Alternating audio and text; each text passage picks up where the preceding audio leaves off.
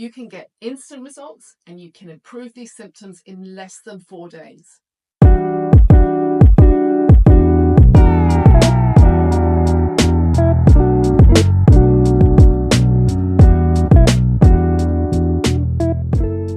How can I lose weight during perimenopause and into menopause? What's going on? And why isn't my body working anymore? Well, it's not the end and your body isn't broken. It's just different. Yes, you can have your body back and you can have your life back without the rubbish symptoms. We just have to do things differently to the way we did when we were in our 30s. So first of all, what is perimenopause and what's menopause? Perimenopause is the transitional phase we go through prior to menopause. It's normally 3 to 5 years, but it can last up to 10 years. So if we're going through menopause at 50, we can be starting perimenopause from our late 30s, early 40s. And what about menopause? Menopause begins when we haven't had a cycle for 12 months. The symptoms we experience most likely come on gradually and then start causing havoc. We're already used to menstrual symptoms, mood swings, weight gain, bloating, discomfort and fatigue, so it's not all that unusual for the symptoms to continue on into perimenopause. And a lot of women don't even notice, but there is a transition and the body is different. Our symptoms are influenced by a mix of hormonal, metabolic, and lifestyle factors. Of course, this is the case during our 20s and 30s as well, but it's very different in our 40s and 50s. But what actually is different and what's causing the weight gain during perimenopause? The hormonal changes see big fluctuations between estrogen and progesterone. We first see irregular fluctuations and then an overall decline. This is why we see a lead up into the irregular cycles, insomnia, mood changes, and hot flushes. At the same time, we're seeing an increase in fat storage, especially around our tummy area. We also have changes in our gut microbiome at this time, and in our insulin resistance, and the way our body responds to carbs and sugars, and a change in our metabolic resting rate. We have a reduced ability to build and maintain muscle. So we're losing muscle, which leads to burning less calories, sleep disruptions, night sweats, increased anxiety, leading to imbalances in our hunger hormones, our cravings, and poor fat metabolism with poor sleep. Poor sleep disturbs moods and increases cortisol, increasing fat gain, and more chances of emotional eating. What on earth then? We have no hope. Well, that's definitely not true. You can get instant results and you can improve these symptoms in less than 4 days. Nutrition, probably one of the biggest factors that we really want to pay attention to.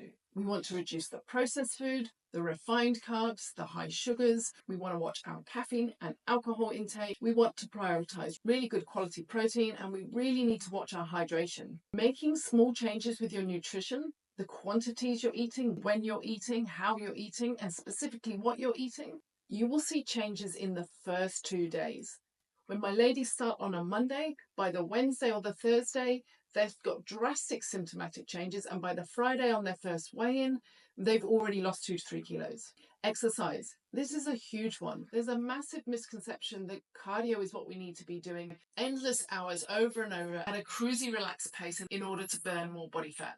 Cardio is great for our fitness, for our aerobic fitness, but as we're getting into our 40s and 50s, we need to be strength training. If we're working on the muscle development, we're increasing our muscle tone, we're burning more calories, we're holding off that loss of muscle mass that we're already going through, we're creating the tone and shape in our bodies that we already didn't have and wanted to improve, we're flattening our stomach, and we're helping to fight off other things that are happening as well, with things like bone density. So strength training is so important.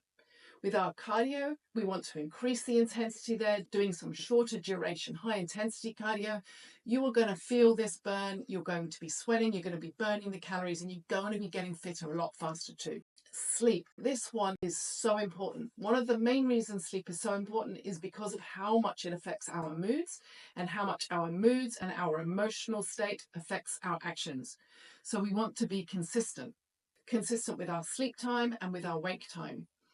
We want to look at the other factors as well that are affecting our sleep, such as caffeine, hydration, alcohol, blue screen and technology exposure within the last few hours before going to sleep. We also want to focus on the environment that we're sleeping in, so a dark, cool environment without too much noise is also what the body needs to fall into the best quality of sleep. Coming back to the state of mind and stress, this is so important again and has another knock-on effect with our sleep and our cortisol levels, and this is stress and mindset.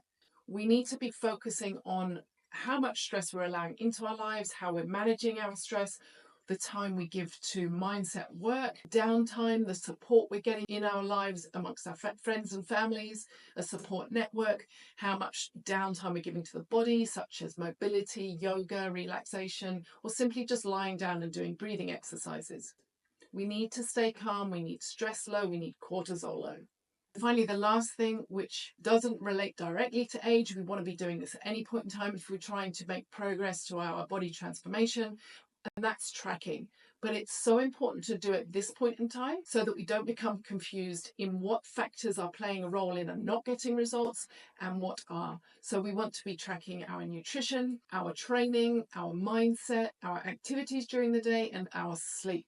So keep a tracking diary. If you do wear a Garmin, your Garmin tracks a lot for you, including your HRV, your sleep stress, and other balances, which give you a much more in-depth indication as to what's actually going on with your body. So tracking is so important. So those 5 points again that are so important with our weight loss during perimenopause is our nutrition, our exercise, our sleep, our stress, and tracking it all. So that's what we need to look into when we're trying to lose weight during perimenopause. That's it for me today, ladies. Thanks so much for checking in. Remember to like and subscribe and share with any of your girlfriends who need to know this right now. Catch you on the next one, ladies. Train hard, eat well, be happy.